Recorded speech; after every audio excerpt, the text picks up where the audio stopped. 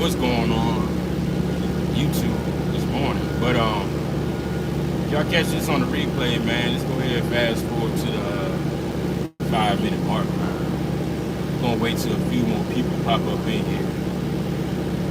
Back on the early morning.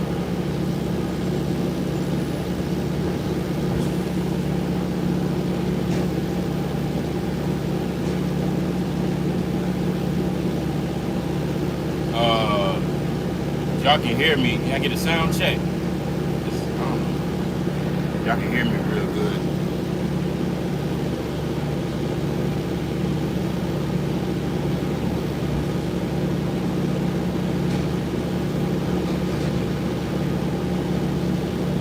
Oh, they terrible.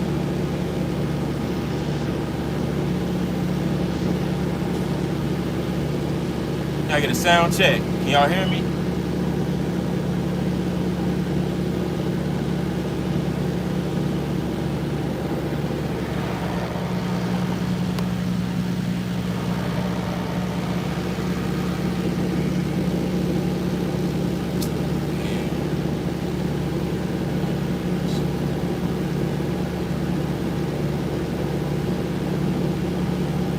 Oh, you can't hear me. Oh, okay, okay. You can't hear me. Oh, yeah, there you go. Yeah, man, Jerome Jones. Yeah, I used to start doing the lives in the morning, but I got kind of busy over the last couple of days. I usually don't do lives in the afternoon like I did yesterday. I did a pop-up one. Jamie Reed, I need some good knowledge this morning. Sound is good. Okay. Yeah, we're gonna drop some y'all motivated, man. We got a lot of people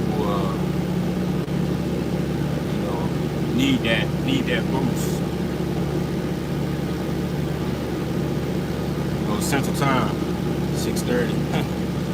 Early bird get the worm. Yeah, it's 7:30 here.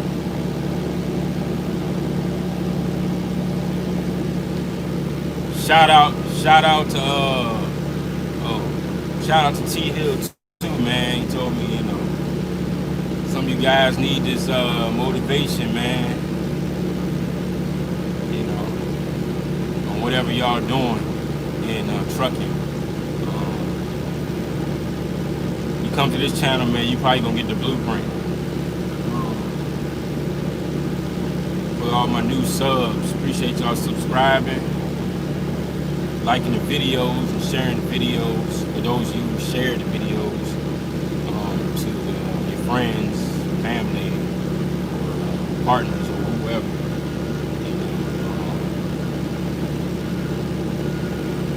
Just on this channel, we drop good information, 100% truth. There's no beating around the bushes. It's real live trials and error over here. I done it. Just a little recap of what I've been through for the new subs. I came from a local carrier, straight out of school, went straight local. Back in 2016. Coca-Cola, PFG. Did Coca-Cola for a year. I did PFG for about 5 months. Then I went and I left local PFG, and I started hearing about owner operator. So started doing some research and found out I had to get some OTR experience. So I went to JB Hunt Regional. I did JB Hunt Regional for about 2 months. Started my LLC as a company driver. Got my EIN number. Got my bank account. And I got all this information off YouTube. I don't have nobody in my family that's a truck driver, anything like that. So I had to learn. I kind of basically took it off YouTube and kind of learned from there. did a JB hunt for 2 months. Then I found a carrier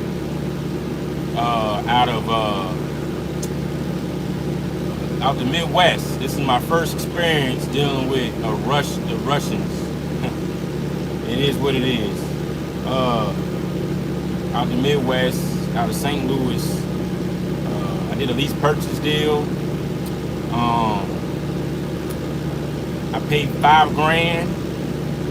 Bad deal, terrible deal. I didn't know anything. I didn't know what I was doing. So I paid the $5,000 as a lease purchase, and it didn't work out. I think I was there for about, maybe about 6 months. Lost my $5,000, and then that's over the months I started doing more research. That's when I found Metalark. I did a full maintenance lease. It was pretty cool. I kept going. I wanted more. And then Metalark offered a deal where they give you $3,500 to go get your own truck. They only had a selected dealerships. I think they had like Select Trucks, Bulldog, Rush Trucks.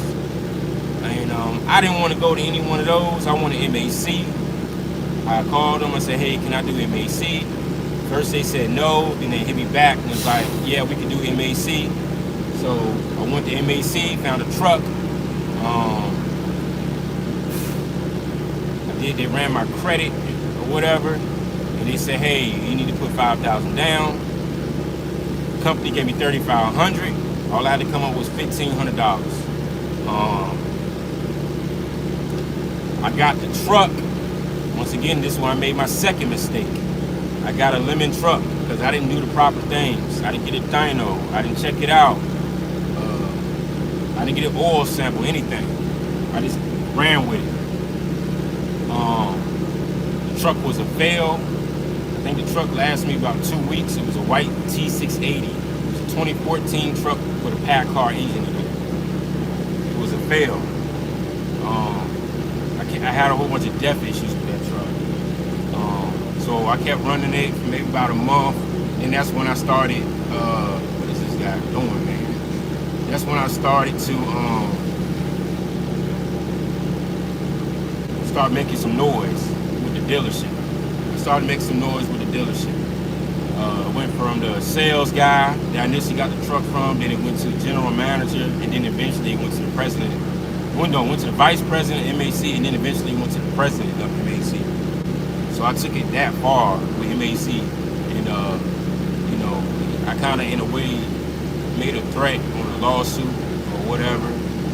They didn't want to go that route, and that's how I ended up getting the blue truck. And actually had the blue truck that came out of Springfield, Missouri. The blue truck, the white truck came out of Nashville. No, the white truck came out of Chattanooga, Tennessee. The blue truck came out of Springfield, Missouri. So during the whole time between the white truck and the blue truck, they ended up giving me a day cab to find that blue truck. I ended up having a day cab for a whole month, and all this happened around Christmas. So I had a day cab for a whole month, and I was riding illegal pretty much with Metalark for a whole month because they didn't know I had a day cab. They thought I had a sleeper. But at the end of the day, I had to do what I had to do to make money. I had bills to pay, and I was just like running pretty much illegal on paper logs because I didn't have an ELD in there. I had paper logs. They didn't find out till towards like the end of towards the end when I turned the day cab back in, and that's when the blue truck came. The blue truck. They gave me the day cab for free, and they gave me the blue truck pretty much for a fully loaded with an APU blue truck, and they gave the transfer fee for free. So they sent the blue truck from Springfield, Missouri, all the way to Atlanta, Georgia, because that's where I had the day cab. I had to drop the day cab off. So they transferred. I got the blue truck, And pretty much what I did was I ran for a month.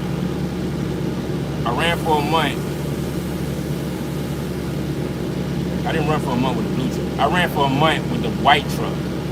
Even with all the issues with the white truck, I ended up paying the company back the $3,500. I was clear with that. And then back to the blue truck. I got the blue truck. And then after I got the blue truck, I think I stayed with them for like 2 weeks and I left. That's when I took my blue truck and I went to Suntech. So now we in 2019. I went to Suntech. And stayed at Suntech for about 8 months, something like that. Had some issues with the blue truck, death-related issues. Nothing really crazy. And we made it through. And after Suntech, November 2019, I got my authority. 2019, I got my authority, and I got my reefer trailer. My first reefer trailer. And now we're here on 1 truck, 3 trailers. We still going strong, man. We still learning to this day. You know, I'm not a guru to this. I'm still learning myself, and but I do got the blueprint. So, like I said, I've been through a lot of hoops, and I've been through a lot, and I never gave up though. So that's pretty much the backstory. I can just sum it up, what I've been through. Y'all can check the videos out. It's all logged. It's all there.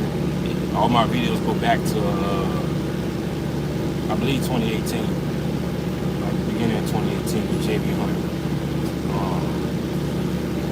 That's a little motivation for you guys. I'm always humble. I'm always gonna remain the same guy. This don't, it didn't change me or anything like that. But if I can do it, y'all can do it. Y'all got the same 24 hours as I do. All I can say is keep your overhead low and keep your credit in good shape, because you definitely gonna need it. I never had all this money or whatever, but I always had good credit.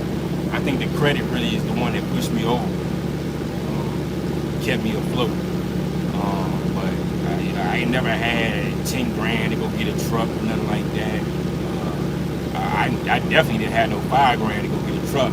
It's just the way things planned out, and everything I did, I made a move on it. So the whole $3,500, I read the fine print. It was legit.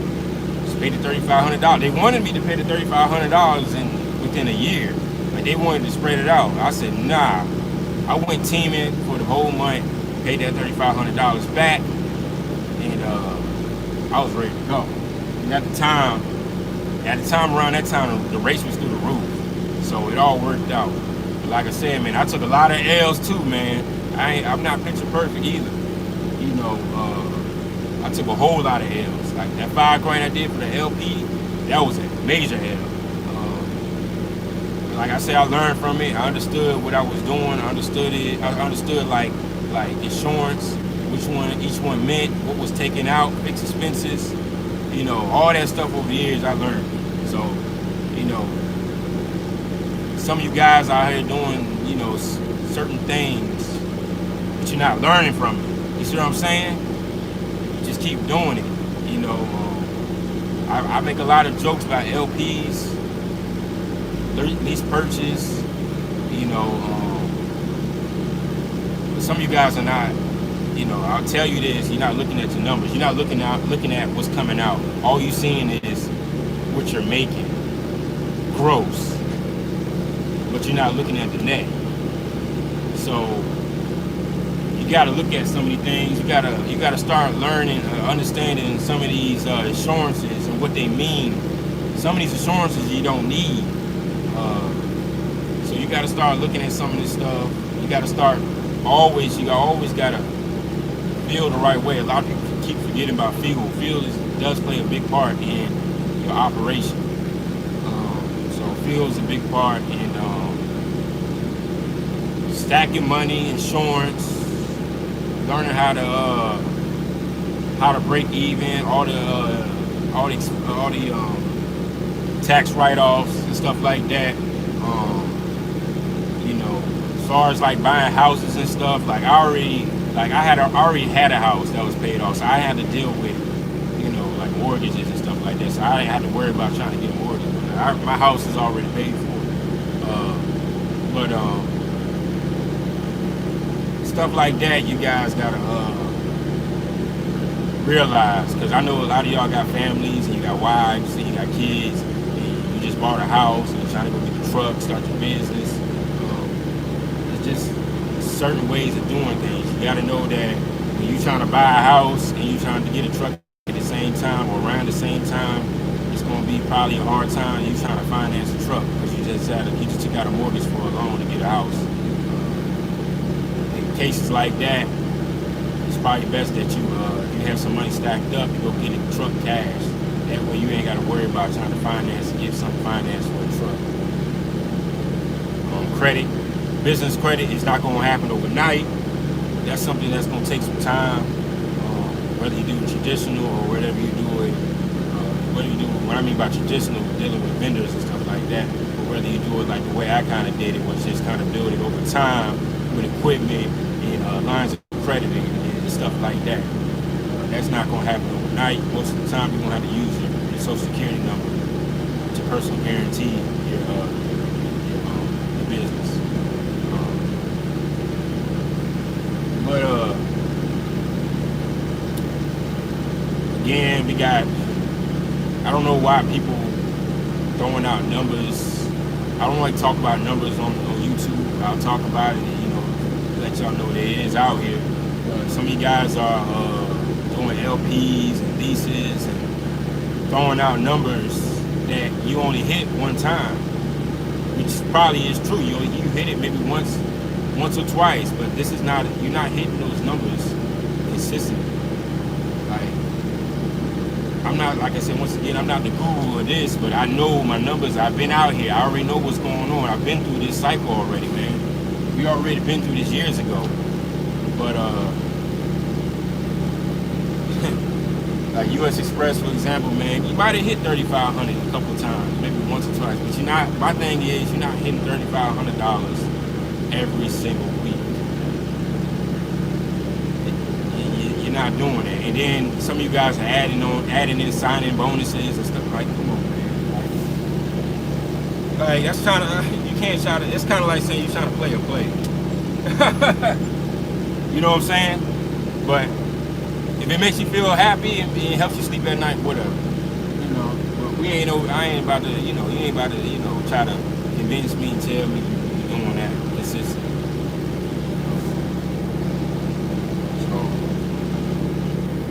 Let me read some of you guys so I get off track because they about ready to finish up soon. D got game. What's going on, man? Getting my truck in a couple months, stacking more paper before I jump out there. Okay, yeah, that's the best way to do it, man. You're coming in on winter time, so all this pumping money is probably gonna slow down. It's gonna weave out a lot of drivers, and you probably can get a good deal on a good truck. Never stop grinding. Facts, man.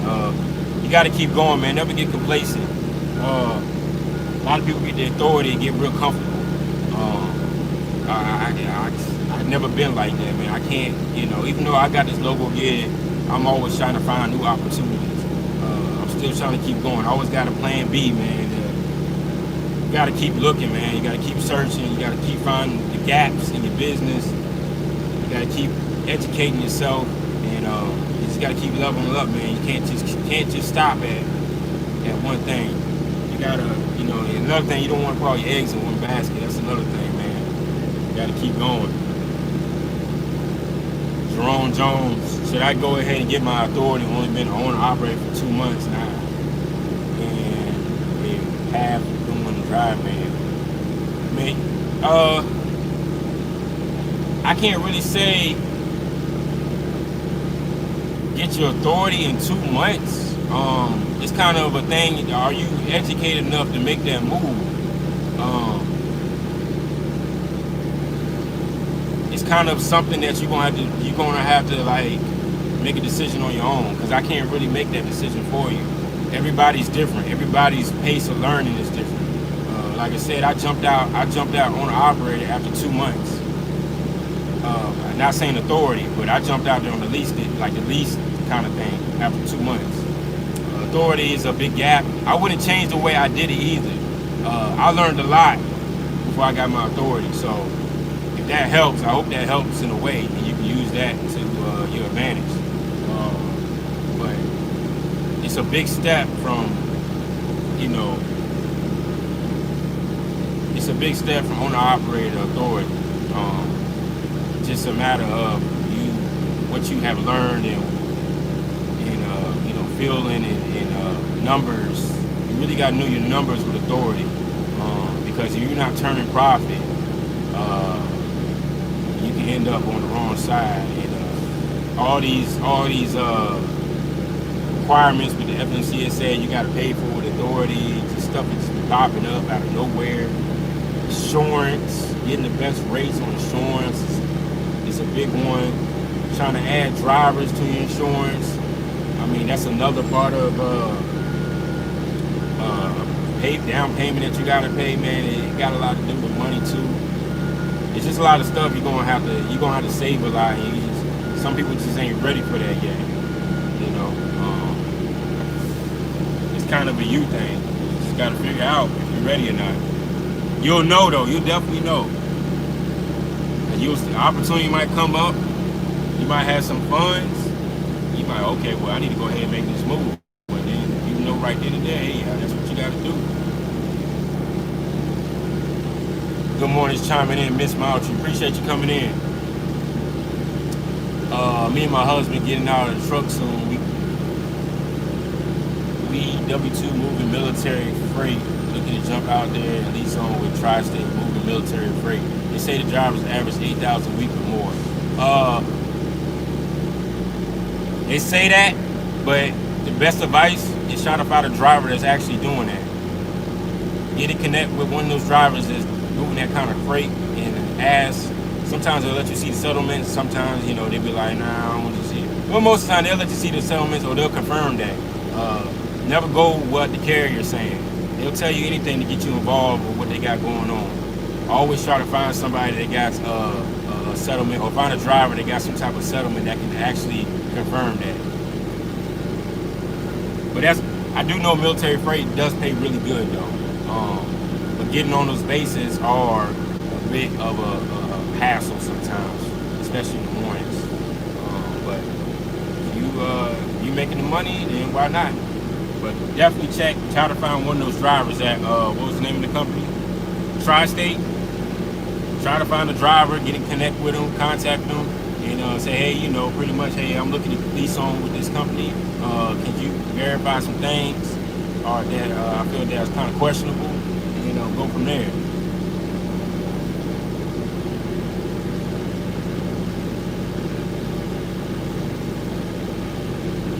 What's going on, Dwayne Harvey? How you doing, man? Appreciate you coming through this morning. Just wondering where's the best place to purchase our first truck. I talk about this a lot. I mentioned it quite a few times. It's not the dealerships, it's the trucks. Every dealership, most of the dealerships get their trucks from either fleets. It's a split between fleets and auctions. So I always, like, my truck right here came from a fleet. I think the best thing to do is look for a dealership, call them, ask, do they have fleet maintained trucks? Like one time I seen, I was in Greensboro a while back. They had a whole bunch of,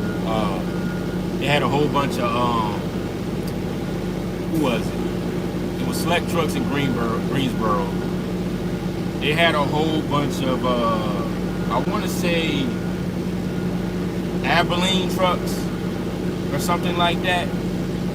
That's something to look into. I don't know if they got them anymore. I know at one point MAC had a whole bunch of US Express trucks out of Nashville, Tennessee. You gotta think about it. US Express is the headquarters in Nashville. So Prime, Well, I wouldn't mess with Prime Truck because they deal with pedigree. Pedigree be trying to tax their trucks. But I always recommend MAC select trucks and Aero trucks. I hear good things about those dealerships. I know I get a lot of like people hit me up about Lone Mountain. I don't know too much. I heard more scary stories than I heard about good stories with Lone Mountain. That's just me. I seen it had some deals, but I seen also a lot of drivers getting like jammed up messing with Lone Mountain. But that's just what I seen. I don't know. You got to do more research with Lone Mountain.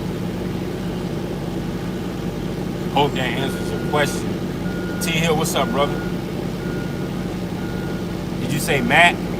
Nah. Not Matt. I said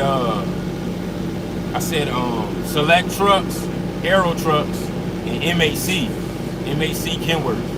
Those are the dealerships that I usually recommend y'all checking out. They're all over the place. I wouldn't mess with no MHC. I gotta type this.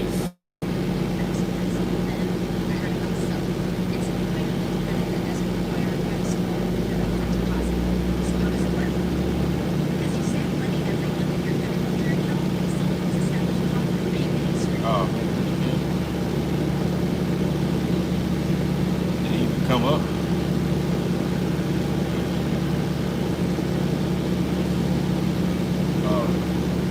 There you go.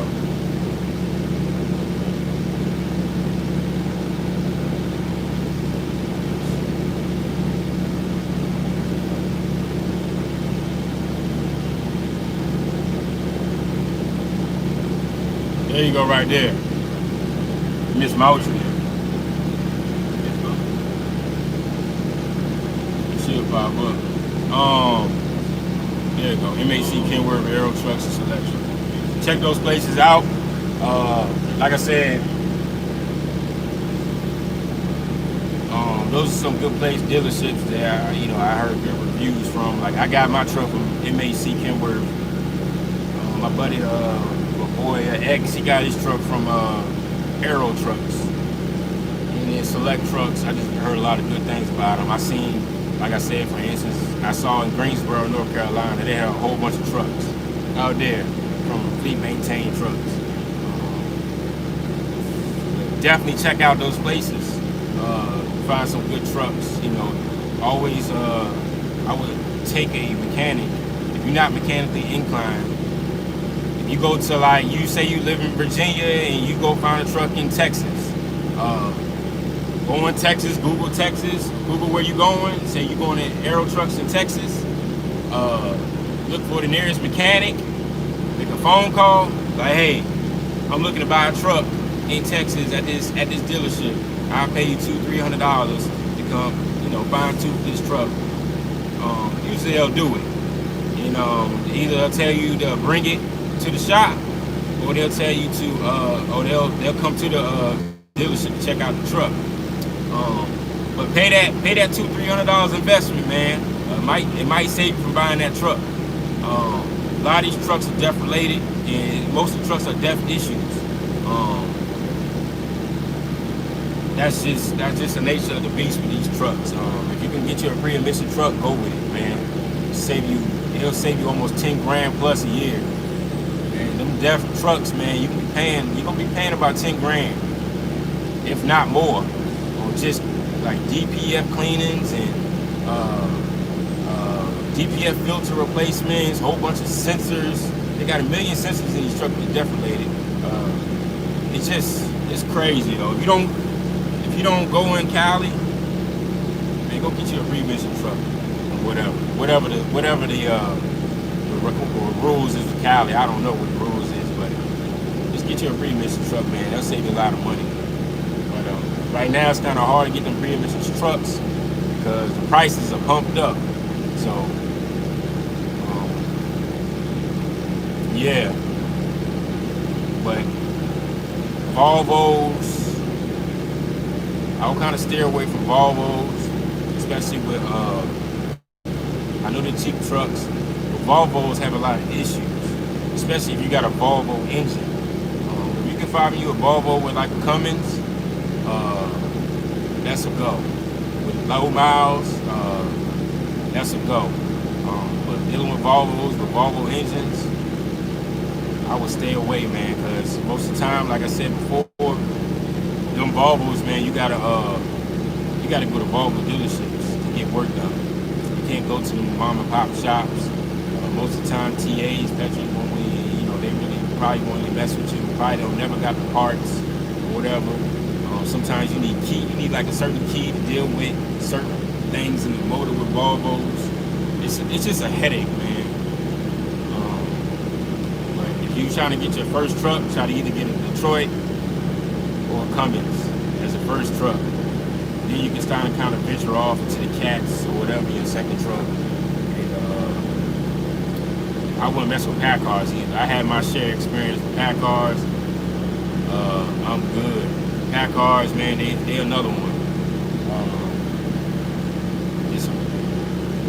They don't have a lot of parts with it. I dealt with a lot of issues with the Packers. We're going to TAs where I was forced to go to dealerships because they didn't have the parts or they couldn't work. I couldn't like mom and pop shops couldn't work on Packers, so I was forced to go to the shops. Just a big headache, man. Stay clear from the big shops, the chain shops. You don't mind paying cash or EFS checks with mom and pop shops? Do it. Most of them shops, the big shops, they like $140 an hour. Work on your trucks. Yo.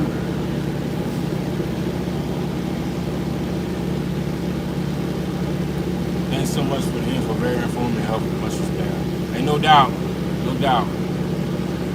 But y'all got any questions? We got 12 people in the building. Appreciate y'all coming in the morning, man. I know it's early. Some of y'all is about coming to 7 o'clock. Some of y'all is 6 o'clock in the morning. I don't know. Appreciate y'all coming in, man. It's early. The morning lives. Let's get motivated. New owner ops, man. It's time to level up. We just coming in the game. You got some money, save way, make a move. Can't be scared.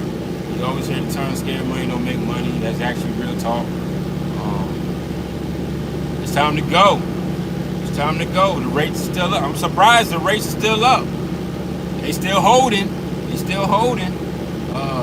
It's time to go. Get out there. If you ain't getting the authority, at least try to get some money as a lease op. Lease on to somebody. Start making some money, man. Save up. That way, when it's time to go get your authority, you got the funds.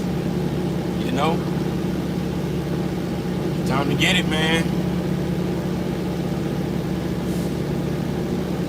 The one Hoover automatics is as good as 10 speeds. I mean, so that goes with a preference again. I don't mess with automatics. My thing is, you always see the automatics versus 10 speeds. You don't never want to forget how to drive a 10 speed. There might be a time where you got an automatic. You've been driving for X amount of time. You might be driving 3+ years with an automatic. There might be a time where you need to go get a rental or you need to drive somebody's truck and you just forgot how to drive a 10 speed. That's my thing with automatics and 10 speeds. Another thing with automatics and 10 speeds, I like to be in control of my truck. I like to be in control of my truck.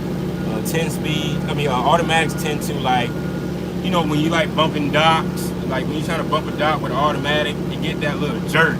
You always got that jerk when you're trying to back into a dock. I don't like that feeling. Same thing with going down mountains.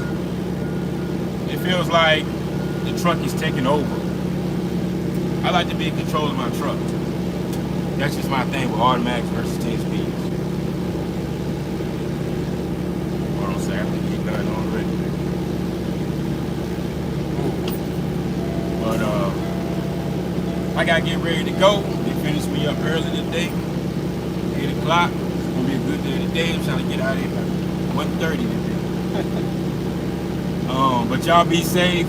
I'll check in with y'all maybe tomorrow. Tomorrow my last day, I'll go on vacation. And Make sure y'all like, subscribe, share the video, and y'all continue to be motivated, man.